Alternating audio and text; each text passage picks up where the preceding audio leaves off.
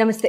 July నెలలో 12 రాశుల వాళ్ళకి కూడా ఏ రకంగా ఈ గ్రహాల మార్పులు ఎంతటి చక్కటి రిజల్ట్స్ తేబోతున్నాయో తెలుసుకుందామా మరి?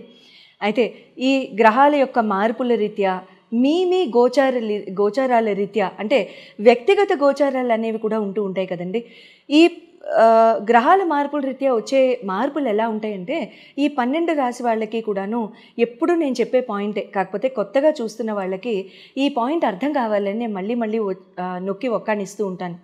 చూడండి, ప్రపంచంలో ఇంత పాపులేషన్ ఉన్నప్పుడు ఈ పాపులేషన్ మొత్తానికి కూడా ఒక్కటే రిజల్ట్ వస్తుందని చెప్పడం అంత అప్రోప్రియేట్ కాదు. అయితే ఈ total world's population divided into 12 రాశులు అన్నమాట. అయితే మనందరం కూడా రకరకాల డేట్ ఆఫ్ బర్త్స్లో, రకరకాల టైమ్స్లో, రకరకాల ప్లేసెస్లో మనం పుట్టుంటాం, అవునా? సో మనం ఇలా రకరకాలుగా మన గోచారాల రీత్యా, మన జన్మకుండల రీత్యా, గ్రహ మార్పుల రీత్యా మనకే రకంగా ఉండబోతుందని తెలుసుకోవాలనుకుంటే కనుక మీకు జరుగుతున్న దశల్ని బట్టి, మీకు జరుగుతున్న అంతర్దశల్ని బట్టి, మీకు జరుగుతున్న ప్రత్యంతర దశల్ని బట్టి, మళ్ళీ మీ లగ్నాల్ని బట్టి, మీ రాసుల్ని బట్టి ఏ రకంగా ఉండబోతోంది, మీ కోరికల్ని బట్టి ఏ రకంగా ఉండబోతోందని తెలుసుకోవాలనుకుంటే కనుక అప్పుడు మీరు స్క్రీన్ మీద ఉన్న డిస్ప్లే చేయబడ్డ నంబర్స్కి మీరు కాల్ చేసి అపాయింట్మెంట్ తీసుకోవచ్చు. మిథున్ రాశి వారికి జూలై నెలలో ఏ రకంగా ఉండబోతోంది, ఏ రకంగా చక్కగా ఈ గ్రహాలన్నీ కూడా రాశి ఫలాల రీత్యా ఎంత చక్కటి రిజల్ట్స్ ఇస్తారు అనేది మనం తెలుసుకుందామా మరి? మీ రాశాధిపతి బుధ భగవానుడు మీకు ద్వితీయ స్థానంలోకి వచ్చేస్తున్నారు, కర్కాటకంలోకి. అయితే రవి గురు భగవానులు ఇద్దరు కూడా మీ గృహ ఎందే అంటే మిథున రాశి ఎందే. రవి భగవానుడు జూలై 15 కల్లా ముందుకు వెళ్ళిపోతారులేండి. కుజ భగవానుడు తృతీయంలో, కేతుతో పాటు శుక్ర భగవానుడు మీకు వ్యయ స్థానంలో 12వ స్థానంలో, రాహు భగవానుడు నవమంలో, తర్వాత శని భగవానుడు వచ్చి మీకు దశమ స్థానంలో ఉండడం జరుగుతుంది. హెల్త్ పరంగా కనుక చూసుకున్నట్లయితే మీ రాశ్యాధిపతి బుధ భగవానుడు కాబట్టి బుధ భగవానుడు ఇక్కడ ఏ రకంగా ఉంటారు అంటే మీకు ద్వితీయ స్థానంలోకి వెళ్ళిపోతారు. కాబట్టి ఇక్కడ ఒక రకంగా చెప్పుకున్నట్లయితే మీకు ఎలా ఉంటుందంటే అది కూడా కర్కాటకం, చంద్రుడి రాశిలోకి వెళ్తారు ఆయన. సో ఇక్కడ మీకు కొంచెం స్ట్రెస్ రిలేటెడ్ ఆస్పెక్ట్స్ ఏమైనా ఎక్కువ అవుతాయి అనేది ఆలోచన. తర్వాత నిద్ర లేకపోవడం కానివ్వండి, లేకపోతే కమ్యూనికేషన్ పొరపాటున ఒక నోరు జారి ఏదైనా మాట అనడం కానివ్వండి, దాని మూలాన అక్కర్లేని తలకాయ నొప్పులు రావడం కానివ్వండి, అవి ఆలోచిస్తూ stress and anxiety and emotional aspects పెరగడం కానివ్వండి, దాని మూలాన వచ్చే ఈ న్యూరో ఆస్పెక్ట్స్ కానివ్వండి, యాంగ్జైటీ డిప్రెషన్ కానివ్వండి, ఇటువంటివి పెరగడం కానివ్వండి, ఇలాంటివి జరగడానికి అవకాశం ఉంటుంది. So please watch out Mithun రాశి. Please do not speak more, less is more. That is very valuable advise.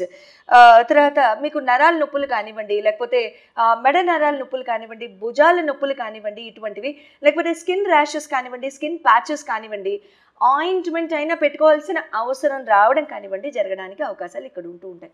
So please be very careful. అంటే నీళ్లు తాగేటప్పుడు కానివ్వండి, నీళ్లతో స్నానం చేసేటప్పుడు కానివ్వండి, ప్లీజ్ ఎన్ష్యూర్ సేయింగ్ దట్ పొల్యూటెడ్గా లేకుండా చూసుకుంటే సరిపోతుంది.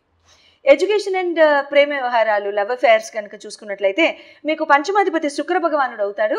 అయితే ఇక్కడ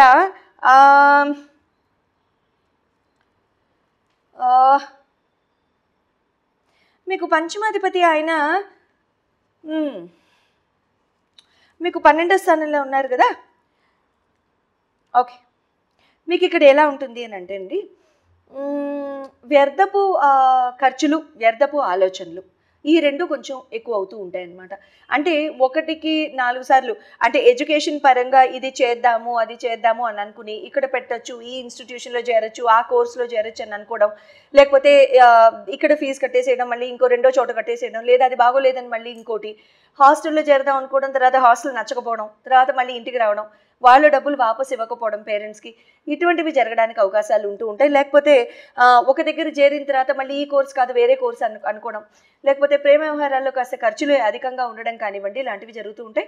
లేకపోతే వ్యర్థపు ఖర్చులు కానివ్వండి, లేకపోతే ఏదైనా ప్రూఫ్ పాయింట్కి మీరు ఎక్స్పెన్సెస్కి గురవడం కానివ్వండి, అటువంటప్పుడు మీరు అటువంటివి చేసిన తర్వాత మీరు దాని మూలాన మీరు గురయ్యే ఆ యాంగ్జైటీ, స్ట్రెస్ కానివ్వండి, అటువంటివి ఇక్కడ జరగడానికి అవకాశాలు ఉంటూ ఉంటాయి. So please watch out.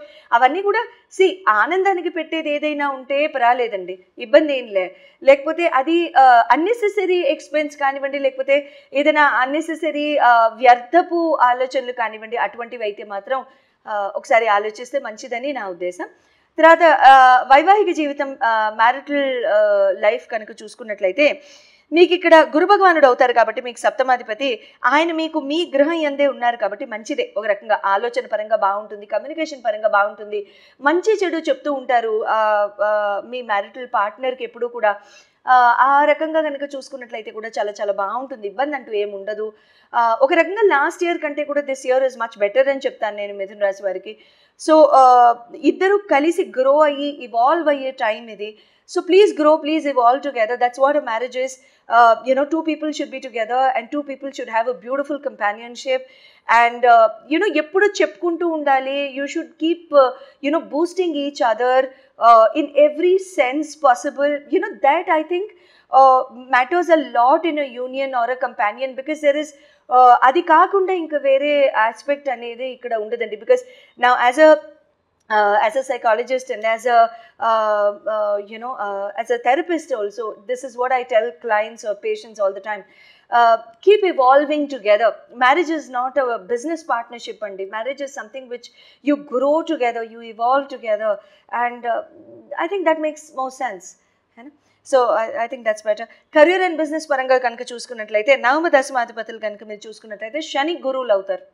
శని భగవానుడు మీకు దశమ స్థానాన్ని చూస్తున్నారు కాబట్టి, అండ్ వ్యయ స్థానాన్ని కూడా చూస్తున్నారు కాబట్టి, ఒక రకంగా ఏమవుతుందంటే మీకు షార్ట్ టర్మ్ జర్నీస్ ఎక్కువ అవుతూ ఉంటాయి. షార్ట్ టర్మ్ జర్నీస్ ఎక్కువ అవడం, లేకపోతే షార్టర్ జర్నీస్ చేయాల్సిన అవసరం రావడం, మళ్ళీ జర్నీస్కి వెళ్ళాల్సిన అవసరం రావడం, అటువంటివి ఇక్కడ జరుగుతూ ఉంటాయి. లేకపోతే నిద్ర లేకపోవడం లాంటివి జరుగుతూ ఉంటాయి. ఎంప్లాయ్మెంట్ చాలా బిజీగా పెట్టేస్తుంది, ఫ్యామిలీ లైఫ్ నుంచి దూరంగా పెట్టేస్తుంది, అటువంటివి జరుగుతూ ఉంటాయి. At the same time opportunities కూడా కొంచెం డిలే అవుతూ ఉంటాయి. ఇది మనం ఇదివరకే చెప్పుకున్నాం. This 2.5 years time is going to be the same.